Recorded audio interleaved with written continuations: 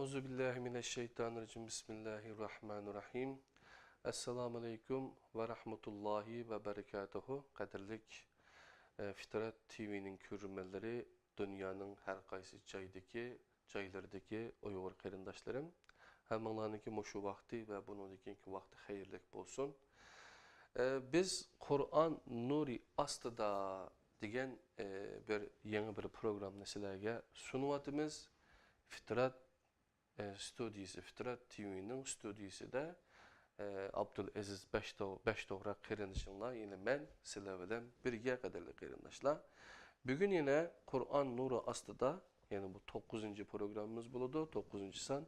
Kur'an nuru astıda tariqatçılıkın nazar degan bunu kitaptan kelgen yerimizden davamlaştırıp sizlar bilan birlikte programını, yani kitapni birlikte okuyumuz canım dostlarım. Ana olsa bu kitap yani Profesör Doktor Abdulaziz Bayındır, yani Süleymaniye Vakfı'nı 1993 yılı kurup çıkan İstanbul İlahiyat Fakültesi'ninki okutkucusu Profesör Doktor Abdulaziz Bayındır'ın yazgan kitabı. Bunu bizimki Din ve Fitrat Tadqiqat Merkezi Uygurca bölümü 2012 yılı İstanbul'da neşir kılıp taqatkan iken, qadirli qarindaşlar, bu kitabını tercüme kılan qarindaşımızga ve bu işe mesul bolgan Enes Alim Ustazga Ustazdan Allah razı olsun. Bu kitabını yazgan Abdulaziz Bayındır Ustazdan mı Allah razı olsun. Biz ügünüşümüzü devam kılaylı. Ügünüş, yanıla ügünüş.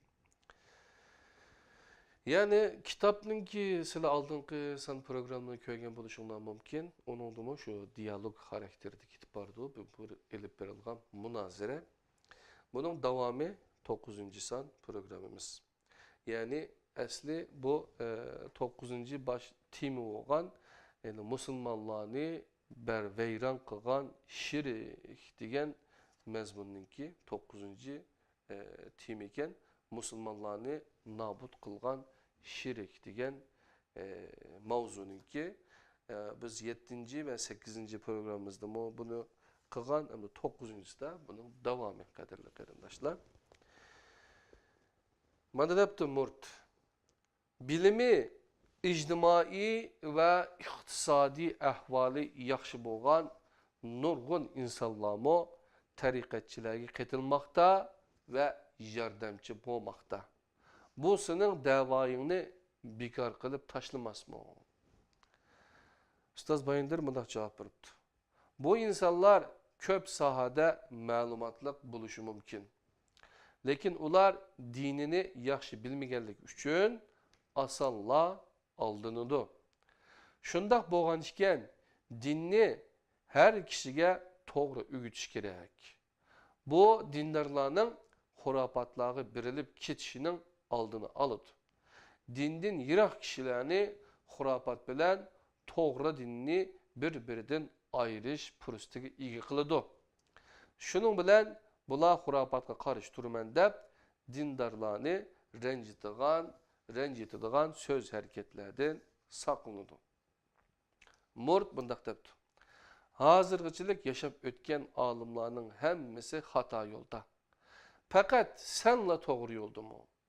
Sening ilming ularning ilmlaridan ko'pmi? Bu savolni bek ko'p anglaysizlar canım qarindaşlar. Meyli Sufisidan bolsun, meyli Selefisi, Vahabisidan bolsun, yoki boshqa birisidan bolsun, bunu anglaysizlar. Ustoz Bayındır mundaq debdi. İlimning ko'pligi yoki ozligi emas, o ilimni nima maqsad bilan ishlatganligingiz muhimdir. Agar insonlar ranjib qoladi yoki menga qarshi chiqadi deb to'g'risini so'zlamasangiz, ilmingizning ko'pligi salgan ziyningizni ko'paytirdi xolos. Mashhur bir olim menga mundaq degan edi. Abdulaziz Bey, tasavvuf ve tariqatlar bilan hapilishdan voz keching. Xurofot bo'lmasa, tasavvuf mo bo'lmaydi. Men bundaq dedim. Bu hurapatlar bilen küreş kılış bizning asosiy vazifamiz emasmi?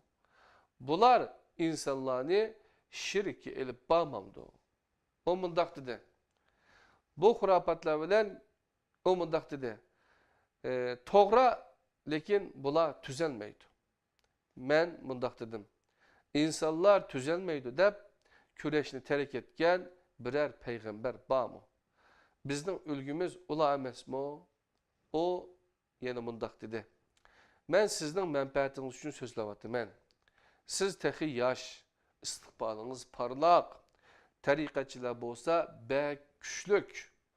Ularga teng kelolmaysiz. İstiqbolingizni nobud qilmang. Men bundaq dedim. Men bulardan bir narsa kutmayman. Men Allohga tavakkul qilaman. Allohdan kuchlik hech kim yo'q. O bundaq dedi. Men siz uchun endişe kılıvatıman. Men bundaq dedim. Aslida men siz uchun endişe kılıvatıman. Sizning ahvolingіз shanba kuni baliq tutish cheklamasini oyoq osti qilgan yahudilarga qarshi kurash qilishdan o'zini tortganlarning ahvoliga o'xshaydi. Ma'lum bo'lganidek, yahudilarda shanba kuni baliq tutish cheklangan. Davud alayhissalomning zamonasida deniz yoqasiga joylashgan Eyla degan kentda yahudilar yashaydi. Denizning bularga yaqin qismiga yilning bir oyda har tarafdan baliqlar yig'iladi. Hatto baliqlarning ko'pligidan suv ko'rinmay qoladi. Boshqa oylarda bo'lsa, faqat har shanba kunida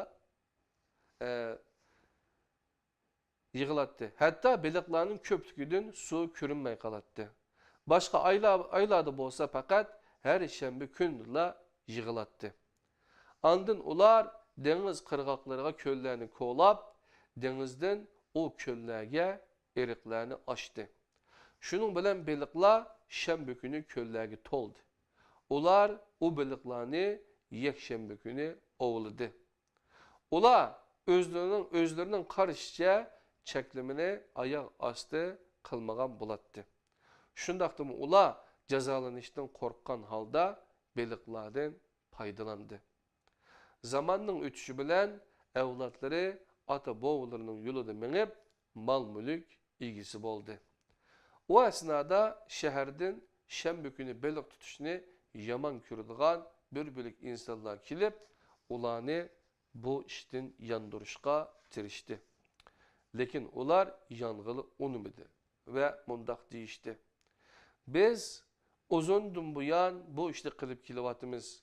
Bunun uchun Allah'tan hiçbir ceza kelmedi. Şunun bilen ulağı mundaq deyildi. Aldanmanglar, sizlarga birer azap kelib, halak bulup ketishinglar mumkin. Andın ular bir kuni etdigende har peskeş maymunlarga aylandı. 3 gün mushundaq yaşagandan keyin halak bulup ketdi.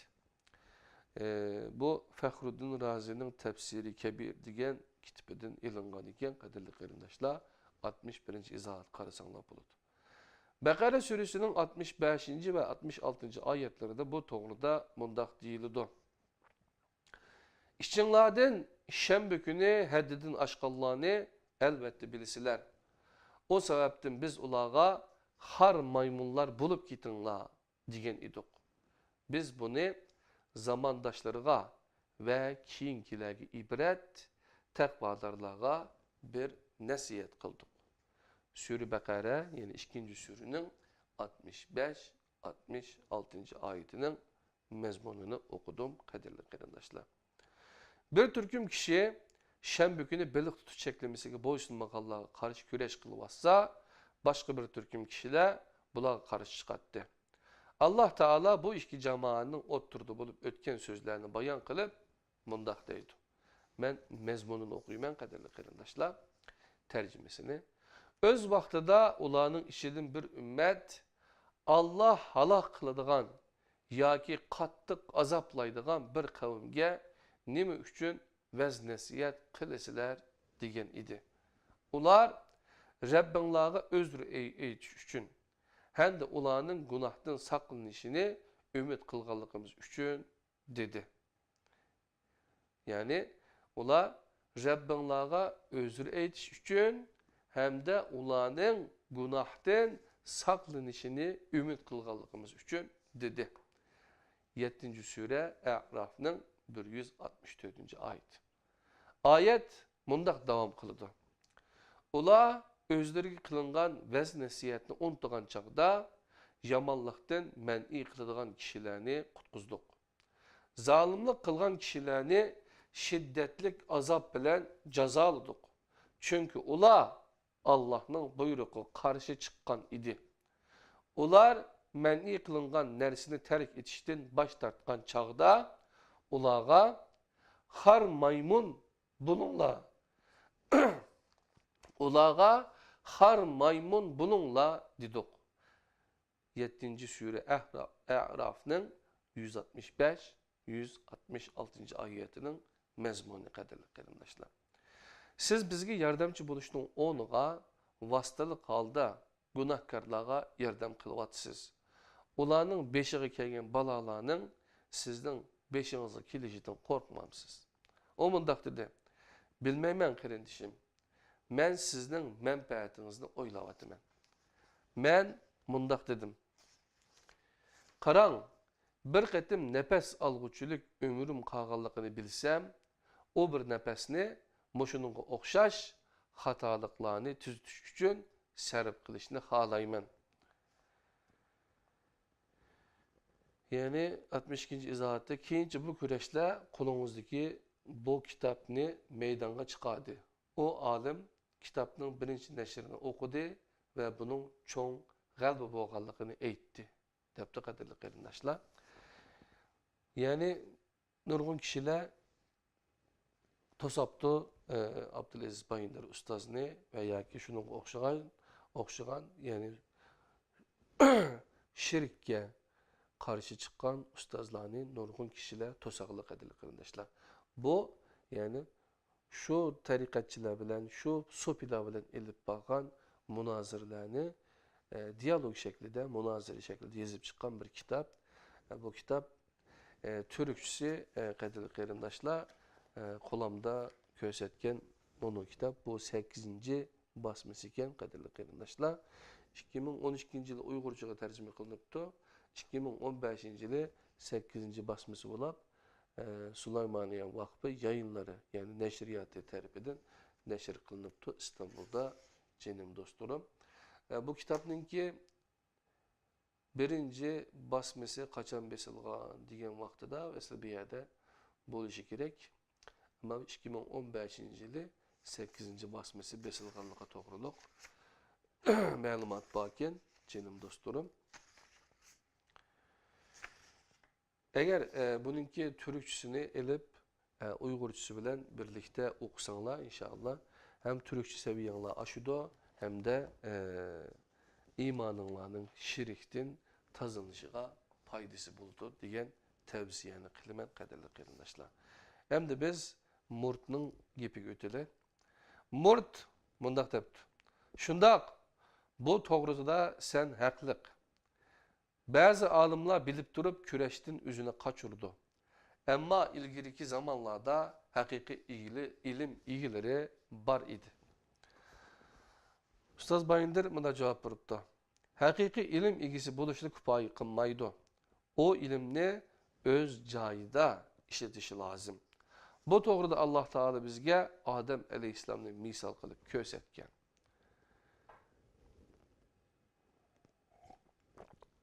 Allah Teala mundaq deydi. Ben mezmununu, tercümesini okuyayım. Allah Adem'ge isimlerinin hemmisini ügetti. Andın ulanı perişlerine körüsüp durup, kini rastçıl bolsanlar, şularının isimlerini bana eytip birinla dedi. Periştiler, sen uluğsen, sen bizge ügetkendin başka bir bilimimiz yok. Şüphesiz ki sen bilgüçüdürsen, hikmet bilen iş kılgıçdürsen dedi. Allah, ey Adem, Bulağa şularning isimlerini aytib bergin dedi. Adem ulağa ularning isimlerini aytib bergen idi. Allah, men sizlarga, men osmonlarning ve zeminning g'aybini bilaman. Men sizlar oshkora ve yoshirin qilayotgan her narsani bilaman demagan midim? Dedi. Bakara suresi yani 2. sureninki 31-33. ayetinin mezmununu okuduk. Keyin Allah Ademni ve onun cüptünü cennetke urunlaştırgandan keyin şeytanını körüstüp durup mundaq degen idi. Ey Adem, mana bu senin ve ayağının düşmanıdır. Dikkat kılınlar. Bu işkinlerini cennetten çıkarıp etmesin. Bo'lmasa baxtsiz bulup kalısan. Cennette açma kalmaysan, yalın açma kalmaysan. Cennette yine usapma kalmaysan, aptaptı mı kalmaysan. O esnada şeytan Adem'e mundakta piçirirdi. Ey Adem, sana meyvesinden yiyen kişi ölmeydiğen ve mengü padişah buluduğun derehni körüstüp koyayım. 20. sure Taha'nın 117. ayetinden 120. ayetiga bo'lgan mezmunda Allah'ın nime deganligini öğrenip öttik. Bu cazibelik teklif onunla hem narsani unutuldurdu ve her ikisi o daraxtning meyvesinden yedi. Andın uyatlık yerleri özleriga aşkarı bulup kaldı. Derhal üstüki cennetinin yapraklarından katma kat çaplaşka başladı. Adem Rabbiga asilik kıldı ve azdı. 20. sure Taha'nın 121. ayetinin mezmunu.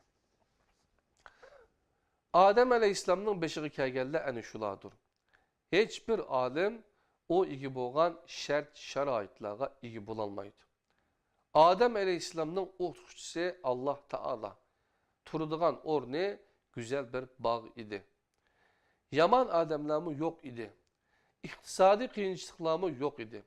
Lekin ebedi yaşaş ve mengü padişah buluş arzusu onun asilik kılışıga ve ezişiga sebep bolgan idi. Xuddi muşunun o'xshash meşhur buluş ve dünyalık menfaatki eriş arzusu nurgun alimlarni asilik kılışıga elip bardı ve azdurdu. Çünkü Allah'ın berginiga ve berişge va'da kılınganga kanaat kılgan insan bek az. İnsan davamlık teximi köptü halaydı. Hatta Allah bilen bütünleşişini ve teximi üstün buluşunu maksat kıgallamı bah. Yani bu doğruda izahatlar bakken kadirli qeyrindaşlar, onu kitaptan okuvasanlar buludu. İlim halal malga o'xshaydi. Halal meli bilen yaman ish qilganlar bo'lganidek, ilmi bilen xalqni ozdurganlarmi bor. Haqiqiy olim to'g'ri so'zliguchiga qarshi chiqiladiganligini bilib turib, to'g'rini so'zlashdan voz kechmaydigan olimdir. To'g'rini biladiganlar ko'p, lekin to'g'rini so'zlaydiganlar ozdir. Bo'lmasa mening deganlarim hech kim bilmaydigan narsalar emas. Murt aytadiki, musulmonlarning g'aribliklar oldida eg'ir darajada mag'lub bo'lganligini aytgan eding. G'aribliklarni musulmonlardan ustun ko'rsang bo'lmaydi. Alloh taolo, ya'ni mazmunini o'qiyman. Agar mu'min bo'lsanglar, ustun kelguchilar sizlar bo'lasizlar. 3. sure Al-İmran'ın 139. ayetinde aşındak dememdi o. Yani eğer mümin bolsanlar üstün kelgücüle silah bulu silah dememdi o. Depti. Ustaz Bayındır bununla nemi depti? Okbütümüz kadirli qeyrindaşlar. Ustaz Bayındır depti ki garipliklerini Müslümanlardan kim üstün körüptü? Men Müslümanların musulmonlikdan yiroqlashib ketganligini so'zlayapman. Madamiki biz musulmonlar g'ayri musulmonlarning beqindisiga aylanibdimiz va bu bir asrdan uzunroq vaqtdan buyon mushundoq davomlashib etibdi. Ondaqda bu işte bir xatolik bor. Siz o'qigan oyatning xato bo'lmaydiganligiga qaraganda, xatolik bizning musulmonligimizda bo'lishi kerak. Hozirgi ahvolimizda Allohning bizga bergan jazosi deb bilishimiz lozim. Allah Taala Qur'oni Karimda jazoga tortilgan qavmlar haqida ma'lumot bergandan keyin mundaq deydi. Men tarjimasini o'qiyman, qadrli qarindoshlar. Ana shular o memleketlerning ba'zi tarixiy voqealaridir. Biz uni sana aynen bayon qilib beryapmiz. Ulardan bugunga qadar izlari qolganimi bor, o'ralgan ziroatdek yo'q bo'lib ketganimi bor. Ularga biz zulm qilmadik. Ular o'zlariga o'zlari zulm qildi. Rabbingning amri kelganda ularning Allah'ını koyup dua kılgan ilahları hiç nimigi esqatmadı. Ziyanlarını aşırıştın başka bir nersige yaramadı. 11. Sure Hud'ның 100. ve 101. ayetinin mezmunu. Ne okuduk? Müslümanlar fakat Allah'ını emez, Allah'a yakın de bilgin kişilerini mi yardımcı çağırışını devamlaştırırsa ziyanları tekrar köp buludu. Müslümanlar fakat Allah'ını çağırmasın, onunla yakın, onun dostu, evliyası deyip karavagan kişilerini mi yardımcı çağırışını devamlaştırıverse ziyanları tekrar köp buludu deyip cevap verip dostlar. Murad deyipti ki, sen hemişe müşrikler hakkındaki ayetlerine delil keltirvatsan, bu kılgının doğru mu? Sen hitap kılıvatkan kişiler müşrik emez. Belki hemmisi Müslüman o. Ustaz Bayındır mundaq depti. Kur'an'ın köp ayetleri şirk bilen münasibetliktir. Bu haqda fakat Muhammed Aleyhisselam'ni şirkten agahlandırgan ayet üstüdüla fikir yürgüzüp baksanız, menin haqliq ikenligimni düşünesiz. O ayet mundaq mezmununu okuyayım. Allah'ın ayetleri sana nazil kılıngandan keyin ular seni o ayetlerden tosmusun. Rabbingi davet kıl, müşriklerden bolma, Allah'a koşup başka bir ilah kumu dua kılma. Allah'tan başka hiç ilah yoktur. Onun zatıdan başka hem nerse yok buludu. Hükümni pakatla u çıkarıdı. Sizler onun dergahıga kaytırılısılar. 28. Sure Kasas'nın 87-88. ayet. Bu agahlandırışının bir vasıtı Muhammed Aleyhisselam'a qarıtılğanlığa qaraganda meni haqliq dep düşünüşünüz gerek. Bu mesele doğrusunda Müslümanlar birbirini davamlı agahlandırıp turuşu lazım. Müslümanlar bugün üzgü layık bir makamda bulmasa, bunun sebebi buludu. Çünkü Allah Teala hiç kandak bir kavimni sebepsiz halak kılmaydı. Tüvendeki ayetler her neresini aydınlaştırırdı. Siladın buruk ümmetler içinde, yeryüzünde bozgunculuk kılıştın men'i kılıdığan faziletli kişilerin buluşu lazım emes miydi? Oladın biz kutkuzgan azgını kişiler bunun da müstesna. Zalimler bolsa özlerini erkiletken bayaşatlıkka birilip eğer cinayetlerini ötküzdü. Bolmasa Rabbin yaxşı kişilerinin yurtlarını hergizmo zulüm bilen halak kılmaydı. 11. Sure Hud'ның 116-117. ayetinin mezmunu bilen cevap veripti Ustaz Abdülaziz Bayındır. Kadirli qarindoshlar, demek ki biz özümüzün məğlub buluşunu ya burunqi alimlarga yoki başka bir kapırlarga, ya olmasa gayri musulmanlarga, ya olmasa yani üzümüzden başka kişilerge atıp koyup atıp koyuş bilen lan işimiz tügümeydi. Bizden işimiz kadarlı kırındaşlar. Mene Peygamber sallallahu aleyhi ve sellem gibi depti ki mi ya da? Yani sen bu kişiler musulman tutsa, sen bulağa, müşriklerine düşken ayetini okusan kanda buldu. Sen bulağını müşrik, kafir dep karamsa, dep hapoğalla boğan çıkıda kadirli kırındaşlar. Yani Peygamber sallallahu aleyhi ve sellem düşken bunu ayet bilen yeni bir kettim kallımızını silkip eteyli kadirli kırındaşlar. Allah'ın ayetleri sana nazil kılıngandan keyin ula seni o ayetlerden tosmusun. Rabbinge davet kıl, müşriklerden bolma. Ma Peygamber aleyhisselam'a davet ediyor. Allah'a koşup başka bir ilah kılma dua kılma. Allah'tan başka hiç ilah yoktur. Onun zatından başka hem neresi yok buludu. Hükümde fakat o çıkılıdı. Siler onun dergahıga kaytırılısılar. 28. sure Kasas 87-88. ayet kadirli kırındaşlar. Yani Peygamber sallallahu aleyhi ve sellem'e muşundak diyen yerde Allah subhanahu teala bizge nimi deydiğandı. Yani biz Allah'ın nimi digerlikine, nimi digerliklerini biz fakatla Kur'an-ı Kerim'ni okuş arkalık. Eğer Arapçını bildiğinler Arapçını okusun, Arapçını bilmeydiğinler kadirli kırındaşlar. Bununki tercümesini okusanlar, kallanlarda bir nimi peyda oldu diyen vakta baştan ayak tercümesini okugan dinken kallımızda bir süzgeç, yani bir elgek, Kur'an'ı bir. Kur'an uçağı bizden aklımızga, bizge Furkan boludu kadirli kırındaşlar.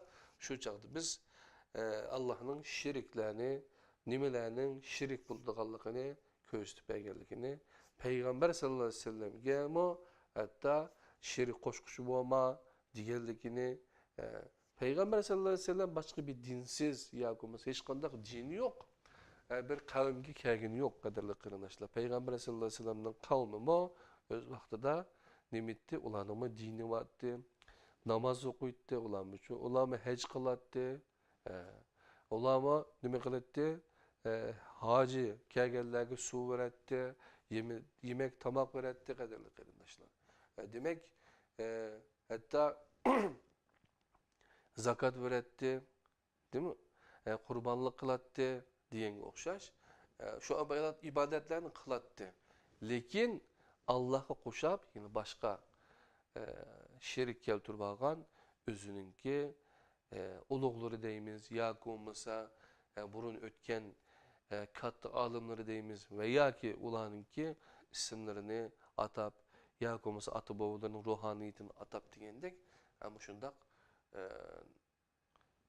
Allohning yiniga yana boshqa bir narsani sherik qiladi, ularning yuzi, hurmatida shundoq duo qiladi deganga o'xshash sherik e'tiqodlar, sherik ibodatlar bo'lg'achqa Allah subhanahu wa ta'ala Peygamber sallallahu aleyhi ve sellem arkalık bizge Kur'an-ı Kerim arkalık bizim kallımızdaki yakımız şu devirdeki itikattaki şiriklerini tazılaşını maksat kılıp 23 yılda bu Kur'an-ı Kerim'ni nazil kılgan şu hayattaki, şu turmuştaki şu vaktiki meselelerine cevap vergen şiriklerini tazılagan kadirli kırındaşlar. Yani Peygamber sallallahu aleyhi ve sellem'ninki en çok vazifesi başka bir dine kilişemezdi. Adem aleyhisselam'dan tartıp Peygamber aleyhisselam'a geçer. Kıyametki devamlaşılan İslam dinini, yani Kur'an'ınki hoş haberlerini, agahlandırışlarını yetküzüp yani müşrikler bilen, yani şirik bilen cihat kılışıydı kadirli kırındaşlar. Biz mu inşallah Kur'an-ı Kerim'ni yaxşı ügünüp Kur'an bilen Peygamber sallallahu aleyhi ve sellem'in sünneti bilen şirikке karşı görüşümüzde devamlaştırıyoruz. Şonlaşka Kur'an nuri astıda diyen programda kolukunla şu programda bolsun. İnşallah keyinki saatlik programda görüşkice aman bulunla. Assalamu alaikum ve rahmetullahi berekatuhu. Allah'ın özüge emanet.